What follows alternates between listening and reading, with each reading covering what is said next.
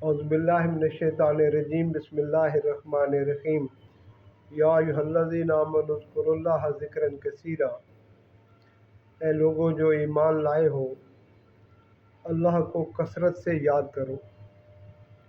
سورہ احزاب آیت نمبر 41 اور اس سلسلہ کلام کی جس میں اللہ سبحانہ و تعالیٰ یا ایھا الذین آمنوا کہہ کر مخاطب ہو رہے ہیں، آیت نمبر 61 ہے۔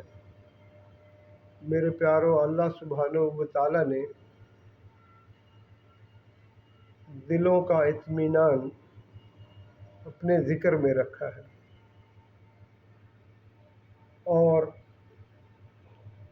فرمایا لا بذکر اللہ تطمئن القلوب، کہ دلوں کا اطمینان ذکر میں ہے۔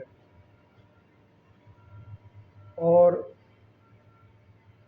اللہ سبحانہ و تعالیٰ نے ہر مشکل گھڑی میں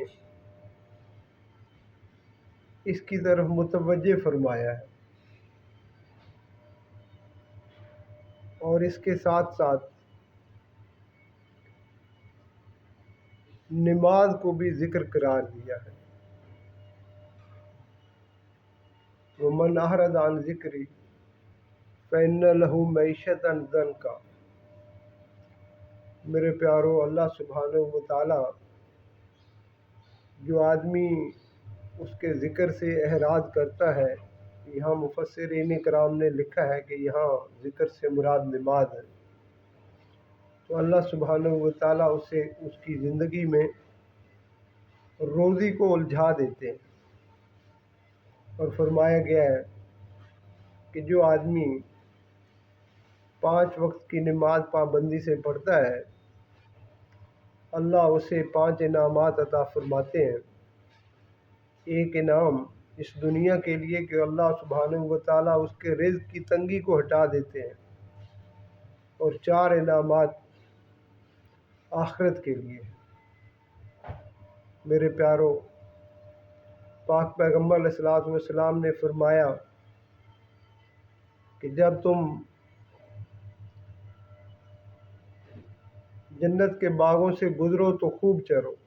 صحابہ نے عرض کیا یا رسول اللہ، جنت کے باغ کیا ہیں؟ فرمایا ذکر کے حلقے۔ حضرت عبداللہ بن عمر رضی اللہ تعالیٰ عنہ نے دریافت کیا یا رسول اللہ صلی اللہ علیہ وسلم، مجالس ذکر کی غنیمت کیا ہے؟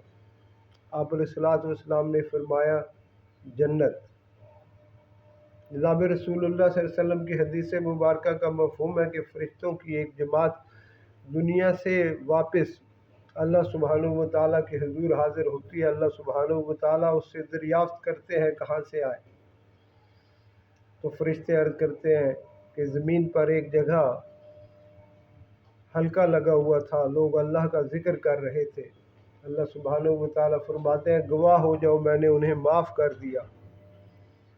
فرشتے عرض کرتے ہیں ایک آدمی ویسے ہی ان کے پاس سے گزر رہا تھا، اس کا مقصد ذکر نہیں تھا۔ اللہ سبحانہ و تعالیٰ فرماتے ہیں میں نے اسے بھی معاف کر دیا۔ میرے پیارو، ذکر توجہ اور دھیان کے ساتھ ہے۔ اگر توجہ اور دھیان نہیں ہے تو ریاکاری ہے۔ میرے پیارو، ریاکاری پر کوئی ثواب نہیں ملتا۔ جب تک توجہ اور دھیان کے ساتھ ذکر نہ ہو، ہمارا حال کیا ہے کہ دل کسی اور طرف لگا ہے، زبان کسی اور طرف لگی ہے، باتیں کہیں اور ہو رہی ہیں، تسبیحات پھیرے جا رہے ہیں۔ میرے پیارو، ذکر پورے توجہ اور دھیان کے ساتھ، انفرادی بھی اور اجتماعی بھی، اور ذکر کی جیسے بہترین